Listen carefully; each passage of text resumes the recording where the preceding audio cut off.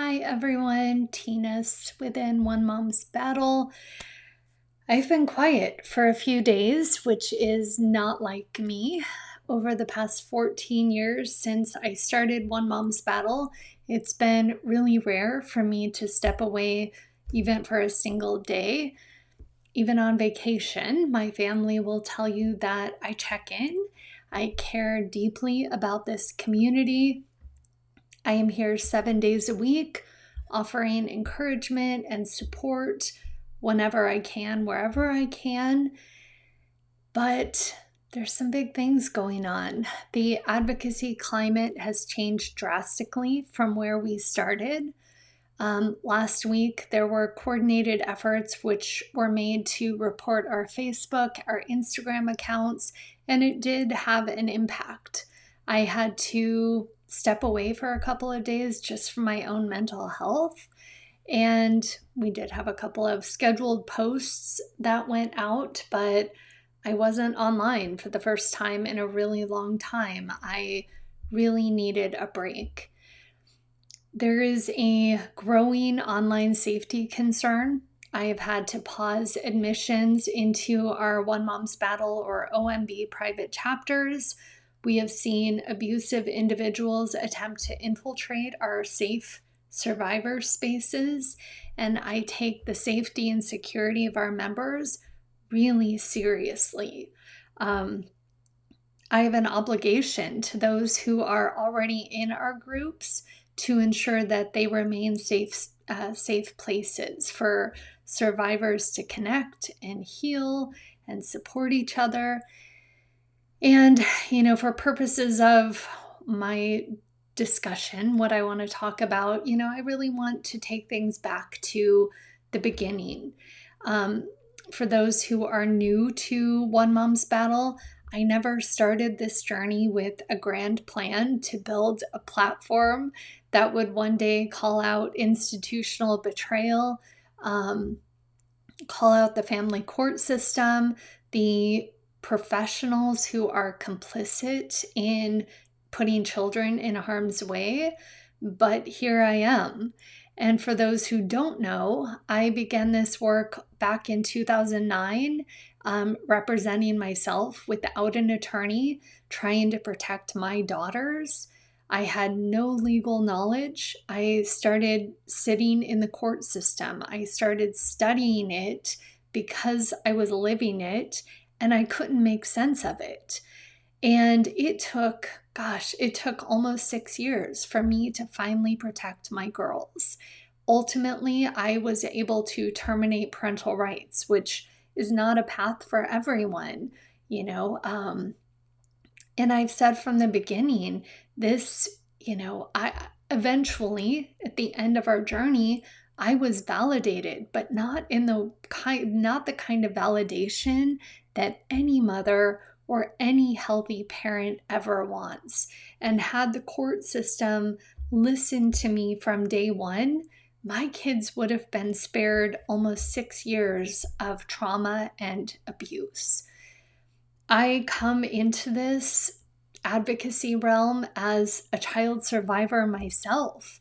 My life began inside the family court system, Illinois. I was raised by my dad, who was the healthier of my two parents. And I recently said to someone that if I ever sat down and wrote out my life story beginning in childhood, most people wouldn't believe it. In my mother's care, I was subjected to things that no child should ever experience or witness. And had CPS been as active as they are today, I would have probably been removed from my mom's care. That experience, what I went through as a child, has always anchored me in authenticity. Over the years, I have met many unhealthy moms, and I've met many unhealthy dads. This isn't black and white. Sometimes the father is the safer parent, but I will always go back, and my own dad, who is no longer with us, he'd be appalled at the state of our family court system today. And he would stand behind the fact that research consistently shows that family court failures are a gendered issue. And that aligns with what I've witnessed firsthand over the years, what moms are going through in the court system to protect their kids. There is a power imbalance. A lot of times it's about power and control, and an abusive parent knows that the number one way to maintain power and control is to weaponize the kids. So I come to this from 3 different perspectives: as a child who lived it, as a mother who fought to protect her own children, and as someone who has spent years, many years, standing beside others in the same fight. Everything that has happened within this community has been completely organic. It began with one blog post back in 2011. I was just a mom who felt completely alone, trying to make sense of the nightmare I was living.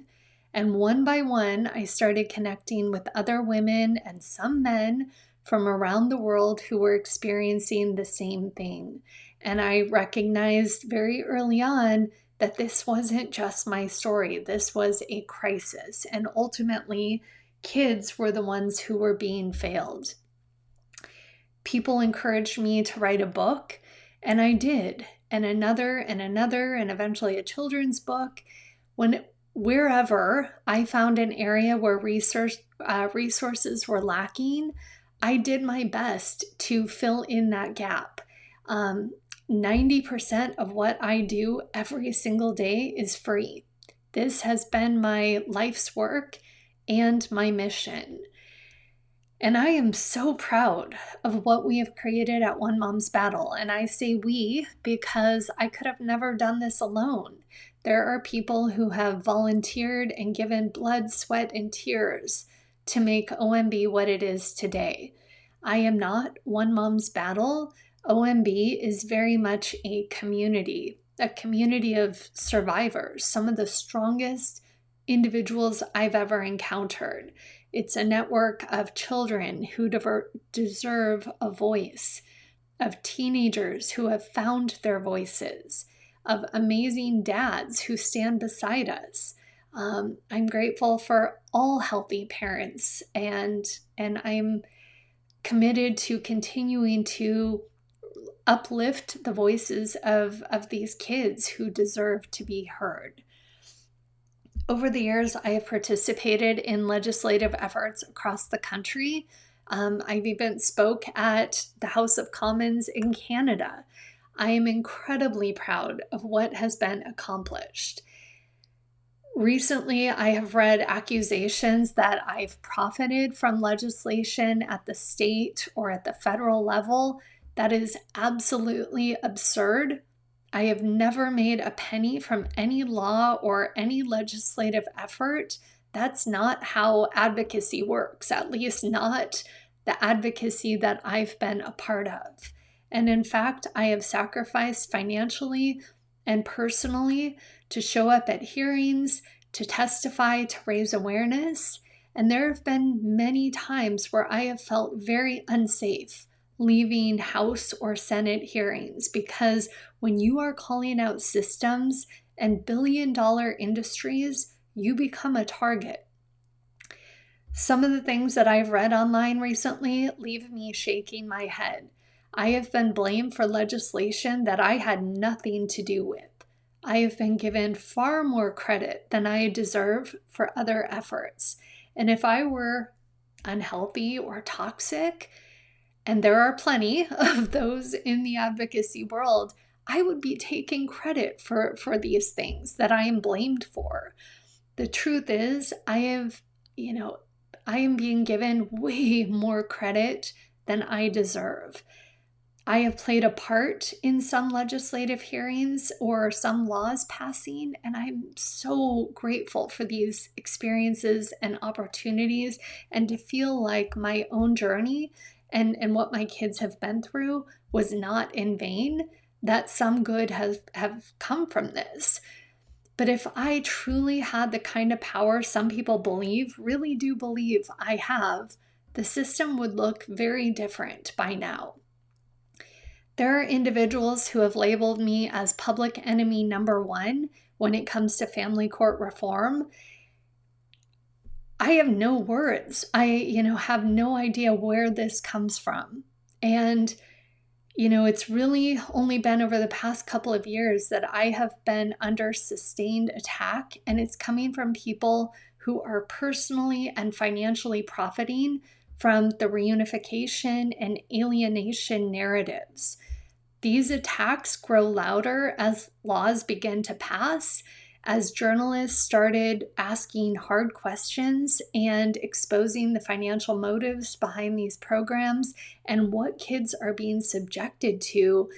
When we are in a system that is pro-contact at all costs, and these kids are being forced into trauma, these individuals who have taken an oath to do no harm, therapists, are pushing kids, they're creating revenue streams out of kids. There are individuals who have spent the past few years targeting me through smear campaigns, lies, harassment. It's been tough. My skin isn't as thick as I wish it was. I often wonder if these people actually believe what they say, or if it simply serves the narrative that they are trying to build. To date, I have never taken legal action against those targeting me through smear campaigns, lies, harassment. Some have incited violence against me or allowed their followers to openly do so. And one of my biggest regrets over the past 14 years is publicly sharing one of those threats, because the person behind that threat, inciting violence against me, received exactly what they wanted, which was attention, and it amplified the attacks. I don't believe in regrets, but if I could go back in time, I would have handled that situation privately through law enforcement. Some of the online harassment I've experienced lately has crossed legal lines, and while I have never pursued legal action or criminal prosecution, those are avenues I am currently exploring. Anyone puts my family's safety at risk by releasing our private information, I am going to pursue every civil and criminal remedy available, and that is what I am doing right now.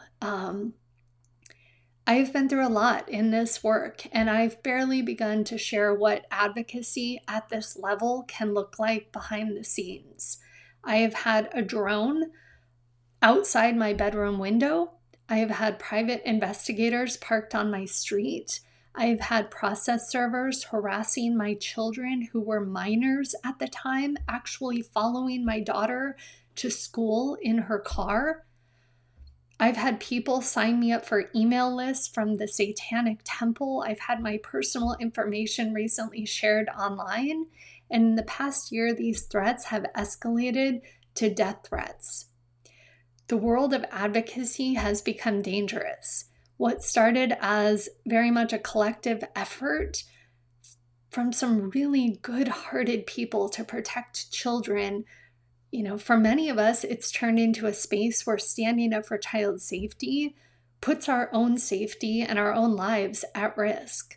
My daughters were protected, and that was no small feat. And I have stayed in this because your children are not safe. So many children are not safe today. And when I think back to what I went through as a child, part of this comes from the fact that, I have become the voice I wish I would have had when I was a kid. I have become the person that would have given the child in me a voice when I needed one.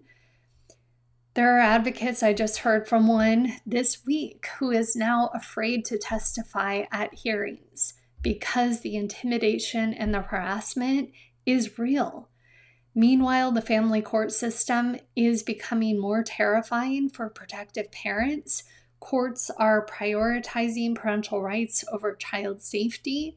That's a very dangerous road for us to be traveling, and we're traveling at a high speed. Every time child safety is dismissed in the name of equal rights, Another family pays the price. I can't even count the number of moms I personally know and I am personally connected to whose children have been murdered because a family court judge prioritized parental rights over child safety. Over the past few months, I've also watched some former members of One Mom's Battle speak out against me, cheer for my downfall, and that's been really painful to witness. And I also recognize that so many of these are people who are in a deep place of trauma and heartbreak. They have been failed by the system. Their kids have been failed. I am not the enemy. I did not break the system. I didn't create the system that is failing these kids. I know better than to take it personally, but it is still painful. And here's what I want to say. As OMB grew, it did not come with a rule book. I've never walked a path like this before. I've done my best at every turn, but I haven't done it perfectly. And I read comments, that people have reached out to me for help and I didn't help them. I am one person. This community has grown to over 200,000 people across all social media platforms. What I will say is these stories keep me awake at night. When I read an email from a mom or a dad who is desperate to protect their kids, more than anything, I wish I had a magic wand. I didn't even have a magic wand to protect my own kids. It took me years to do it. If there was an easy answer for me to pass out to help someone protect their kids, I would be up all night handing those out. But these are not easy answers. This involves in-depth work and strategy, and it can take years to help someone protect their kids. I am one person. I am not able to save everybody. I wish I could. And I have made mistakes. There are moments I wish I could do over. Sometimes I wish I had the luxury of hindsight. I'm forced to make a quick decision. I try to trust my intuition, and my heart is always in the right place, and that is with kids and protecting them. For 14 years, I have taken the high road. I've been called out and attacked by people who disagree with our advocacy, the way we're doing things, think I should be doing things better or different.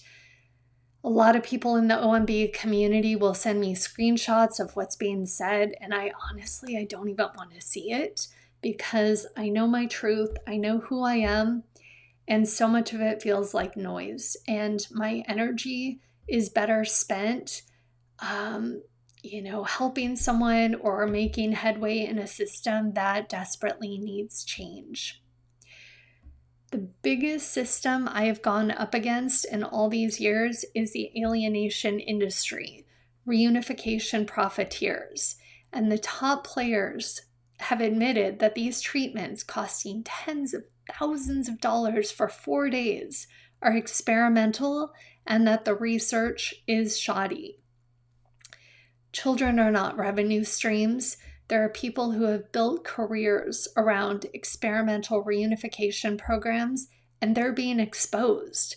ProPublica has done numerous stories, the Wall Street Journal, The Insider, and many others. And as state laws pass banning these practices, the backlash from those who profit has intensified.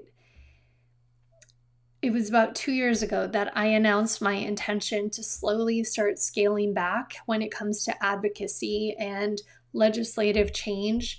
And what's happening right now only reinforces that decision.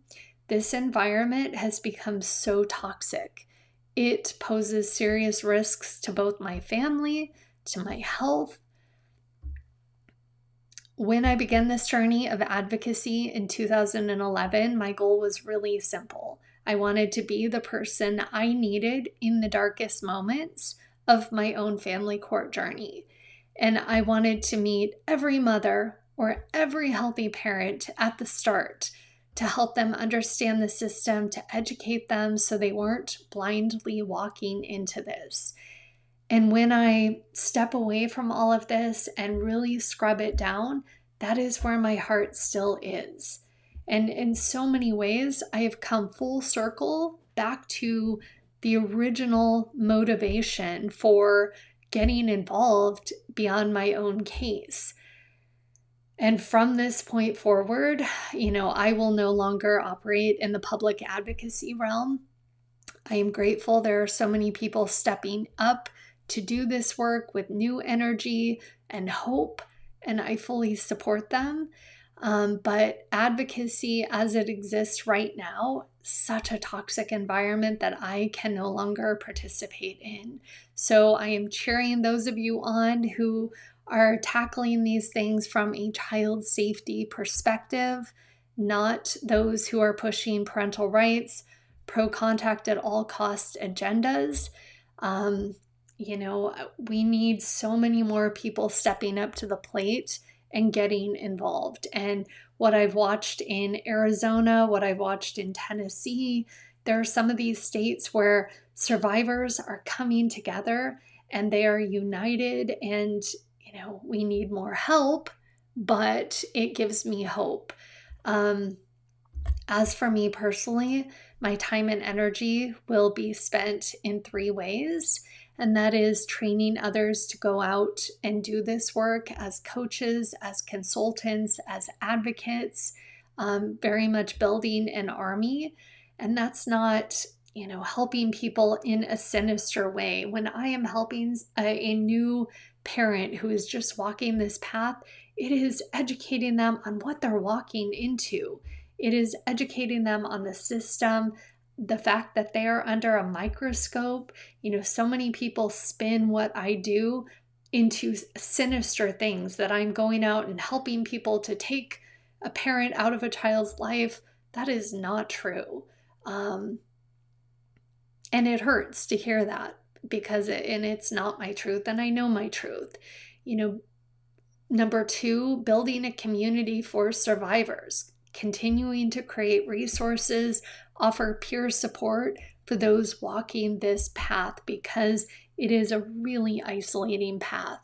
And then number 3, meeting healthy, protected parents at the beginning of their journey before this system has swallowed them whole, helping them understand what they're up against, what's within their control, what isn't, helping them to move from emotion to strategy.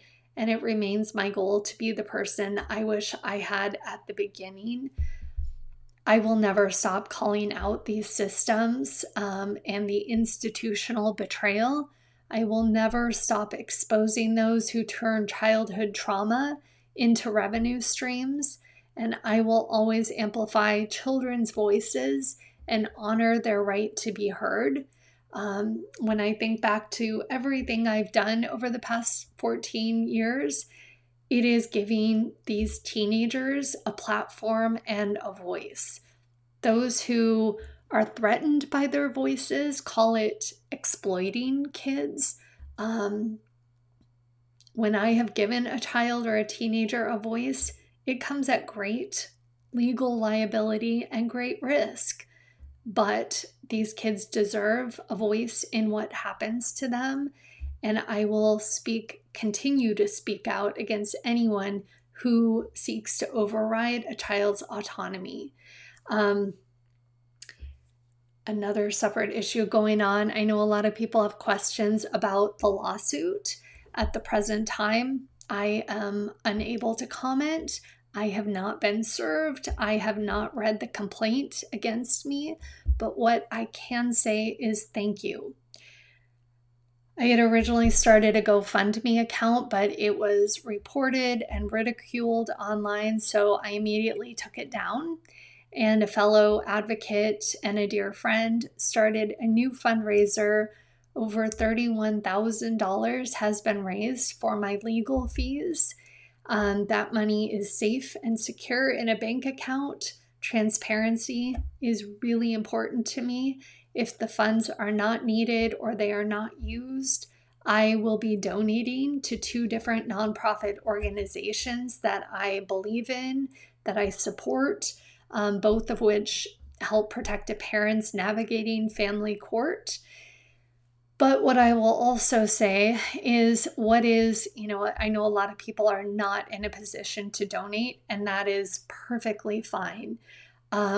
What matters just as much to me is the solidarity and support from OMB members. Some of you have, voiced your support behind the scenes, some in private messages, others have publicly defended me, and I appreciate each and every one of you. I am forever grateful. Thank you for standing with me. This work continues even when the noise gets louder. Truth has a very long memory, and so do we. So thank you all, and thank you for taking the time to listen.